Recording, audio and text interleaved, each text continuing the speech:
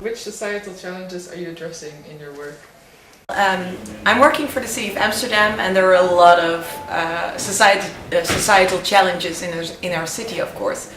I'm working on social innovation, and that's a really broad topic. But to narrow it down, I'm focusing on interactive democracies and new processes to reach out to citizens and to better interact with citizens continuously, and also learn from their feedback, and to be able as a city office to get that feedback and deal with it, because that's the challenge. Municipality, I work for the municipality of Rotterdam. To get the municipality open and ready and flexible for the changes around us and the disruptions that I believe and colleagues of mine believe we need to address.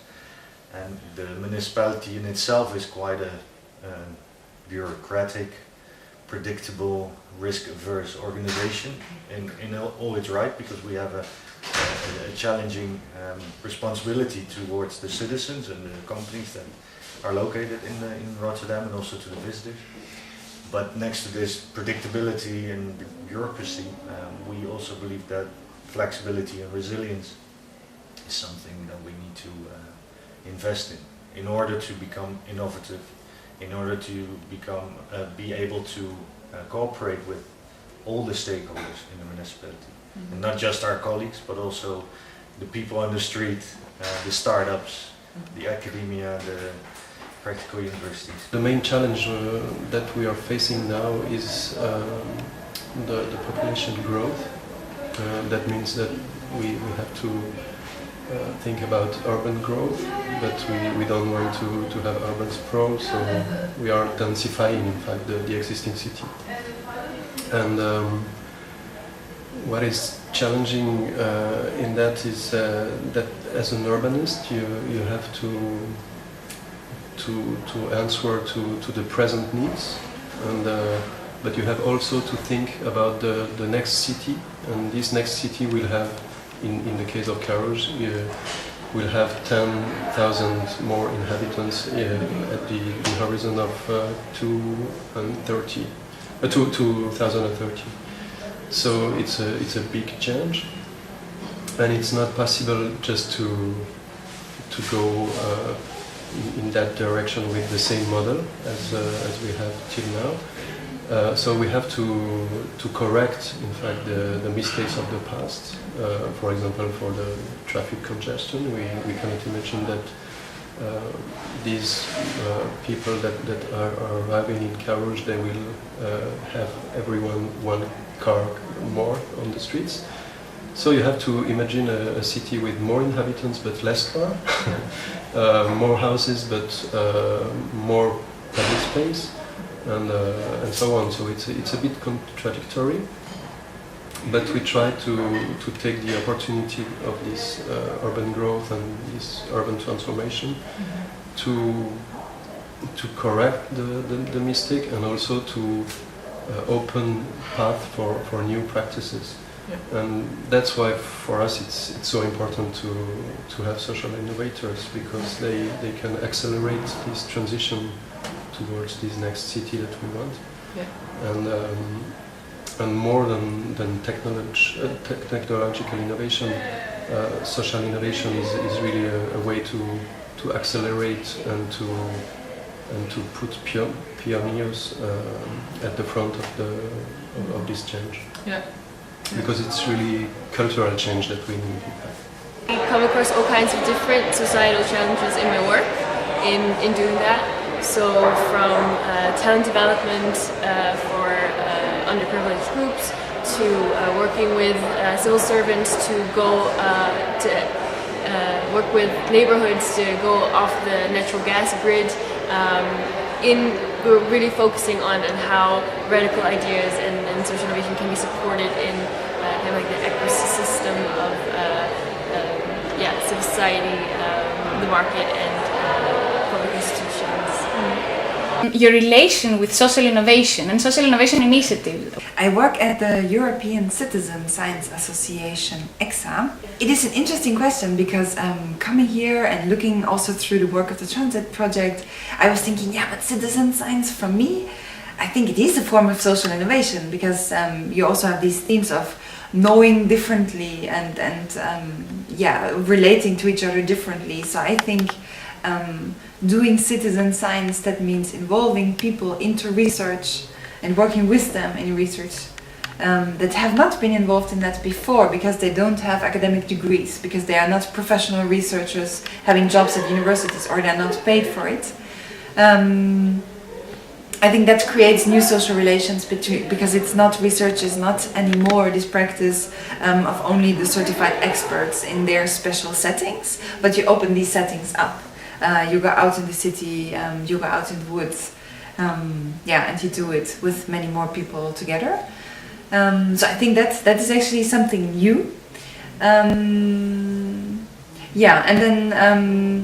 But then it really depends on the definition now that you have of social innovation and of citizen science as well, because that would be interesting for the relation to social innovation initiatives. I've seen that here, for example, have been considered the Science Shops network, the Living Knowledge network, and hackerspaces, Fab Labs makerspaces, and from my perspective, personally, I have a very broad definition of citizen science, and I think of it in terms of participatory research, so it can have many disciplines and many practices. So I would even think that also what happens at a science shop could be part of citizen science, but then it's really, everybody has their own definition and wants to have a label or wants not to have a label, so I think it's, that needs to be considered. I've worked for Brighton and Hove City Council, which is a coastal town in the UK, about an hour out of London. My actual role that I've been doing there is working on public space projects and public realm projects where there is something that's wrong that can't easily be solved by the normal processes. Then I will come in with a colleague and see how we can see what we can do to improve things. And this is a broad definition of something not working, then it's a problem that you can't just pick up the phone and get the right bit of the council and come down and sort it out. It's complicated because perhaps it involves working with different agencies, perhaps it involves doing something different, doing something in a way you haven't done it before, perhaps it involves trying to do something difficult and controversial and get that through. This involves an awful lot of working with communities, working with residents and working with other stakeholders to try and find creative solutions to these issues. So what are 3 main insights that you got from the conference so far? Gilda, she asked the question, and on the table that I was sitting, not eureka moment, but my thought that was strongest was we need revolutions. Revolutions with all the stakeholders. And she talked about the companies innovating the past decades, citizens, civilization changing, so they innovated too. But I think both governments as well as the academia stopped innovating in its structure too long ago.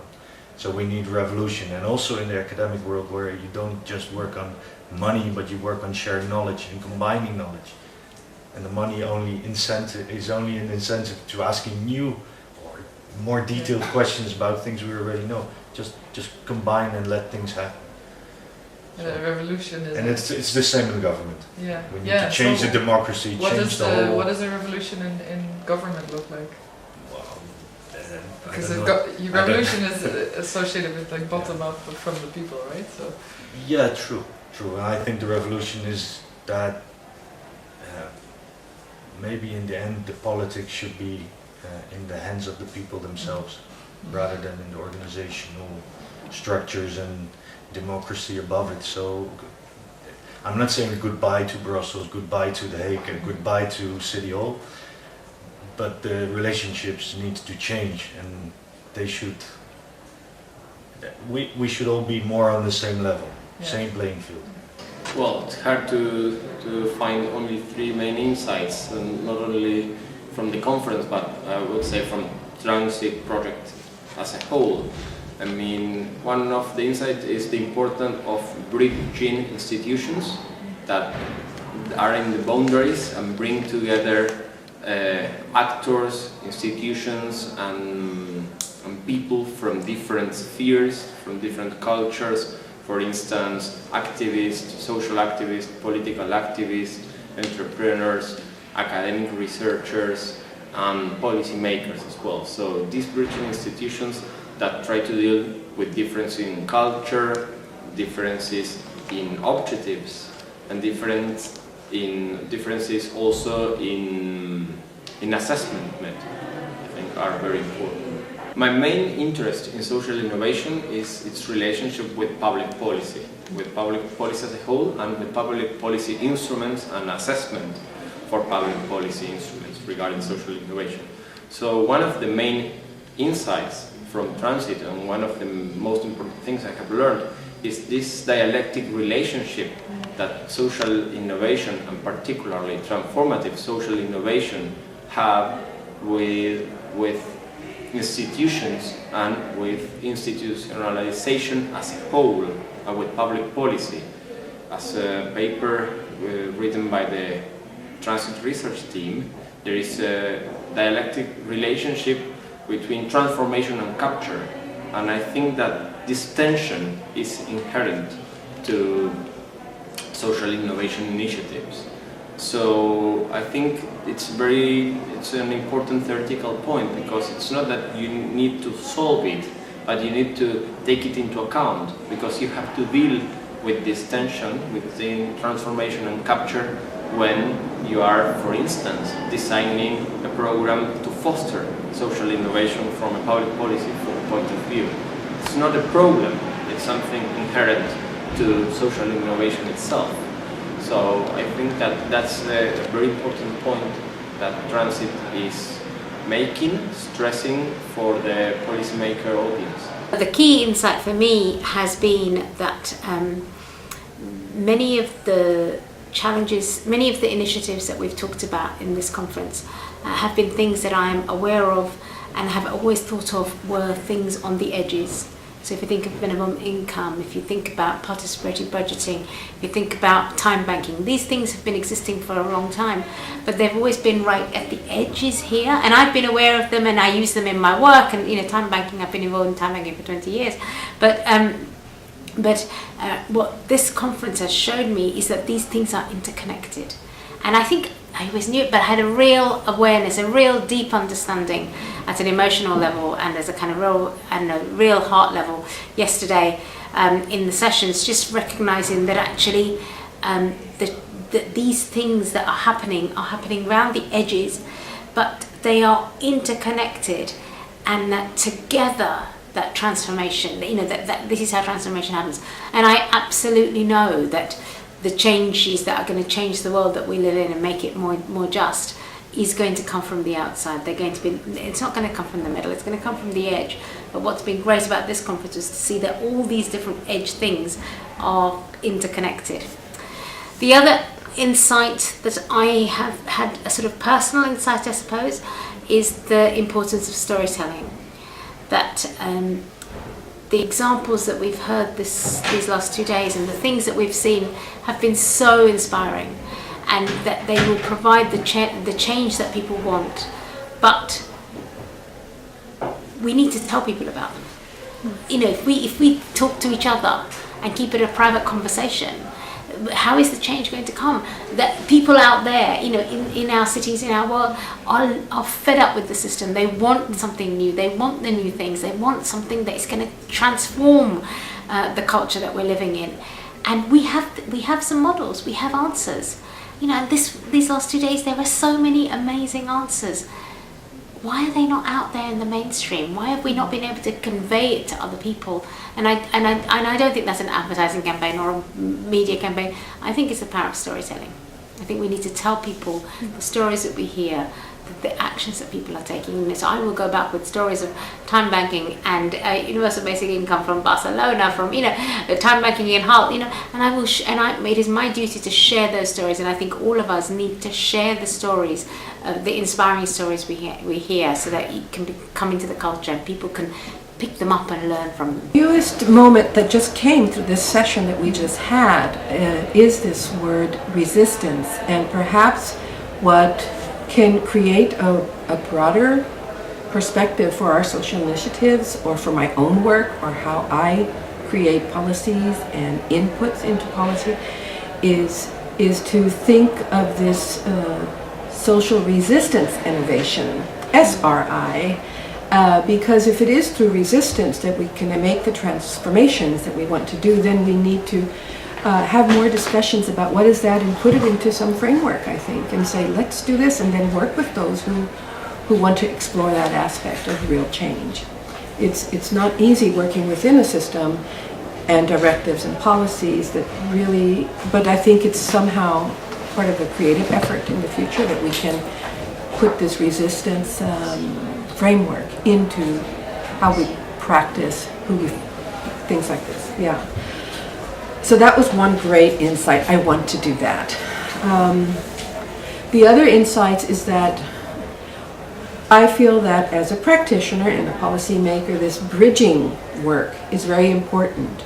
And in one of the workshops that we had on boundary workings, that there's actually a large gap between bureaucracies, administrations, and actually we're closer to the politicians than we are to the research institutes and the universities. And there's a lot of bridging work to be done there. And I'm meeting against the wall very often to get, because they are also dependent on projects that are according to what their issues are. So it's about, so on whose terms are we going to be able to create these bridges? Who needs them, and what is it that's going to be the premise? Is it the needs of bureaucracy? Is it the needs of the research institute? Or is it actually the needs of our local communities? I think the first one, and it's something that's common to all the sorts of events that I go to like this, and it's very pertinent now for the UK. The first one is the strength and value in transnational learning and transnational sharing and cooperation. It's something, yes, that future is slightly in doubt in the UK, but I very much hope that whatever settlement the UK comes to with the rest of Europe, we are able to continue having a strong role in this sort of transnational research and sharing. So I think it's absolutely vital for us, particularly for countries that are such close neighbours and share similar problems. And that's a strength I get from coming to all of these kind of events. Following on from that, it's about being more structured, perhaps, in involving citizens. There was some great stuff yesterday about working with citizen researchers and how to do that. I think it's something that we should be doing better and should be seeking to have a very proactive and active citizen involvement in all sorts of projects, and that includes rewarding people for their time as well, and really spreading that out to try and get a greater diversity of voices rather than relying on the people that we usually find that we ask the same questions to and tend to give us the same answers. So I think that's a really big one about this, the diversity of voices that are needed, and wet routes to empowering citizens in that discussion. And in one session yesterday, I had to role play being a pessimist, coming up with all the arguments about why we shouldn't have innovation, and it was a terrible thing. It made me feel very sad. I hate that sort of thing. However, reflecting on it, I thought that was something that we should put things through a critical lens slightly more often, and and sometimes there's an enthusiasm for a new idea and a new concept, and you can see this wonderful future just a few years down the line, and not enough thought perhaps on the pitfalls and the things that you need to, the challenges you're going to need to overcome to get there. So I think that was, although it was for me, I didn't find that a pleasant experience. It was actually very helpful, I think, to remind me of that. Are there any ideas or practices that you heard about during the conference that you think deserve more attention or have to be developed further? As well as with the participants of the 2 days here, can be beneficial to address is marketing. And with marketing, I also mean the sharing of the knowledge, but the sending out and shouting out all the achievements that we've done so far. Yesterday morning I came in and I walked through the exhibition place. I met up with Nigel from IHS, and I saw all the reports and the names of the reports lying there, and there was so much information there on questions that we're asking each other all the time in the municipality. So shout out what we know, shout out what we already achieved, and even though the answer isn't 100% correct, it will never be. Shout it out, be more like, in Rotterdam we say, be more like Amsterdam, showcase more. And that's what we need to do as a municipality too, showcase what we've done. We have so much innovation and so much drive and so much energy and so much creativity in this region, not just Rotterdam, but Delft and all other regional partners as well. We need to show it, and not just to boast, like look at us, we're so great, but also to share with others that we have experiences, but we're also interested in what their experiences are. You have all these good initiatives and they all deserve support, but there's always the challenge of having enough funding for it, and also the question of sustainability, because even if you have funding for a while, then it will stop and you have to consider the sustainable part of it. And so I think it's more what I kind of brought back thinking about that particular issue of what deserves to be further supported. I think more in how we can actually integrate social innovation into become a more sustainable part of the way we address societal challenges in our work programs. The thing that I'm really fascinated by that I haven't found out much about yet, but I'm going to look into more, is the critical turning points concept of the critical turning points database. I think that seems quite powerful, but I need to look into it more, which I'm going to find time to do, so fully get my head around what that's about. Other than that, there's kind of three concepts. There's participatory budgeting, the sharing economy, and the citizens' basic income.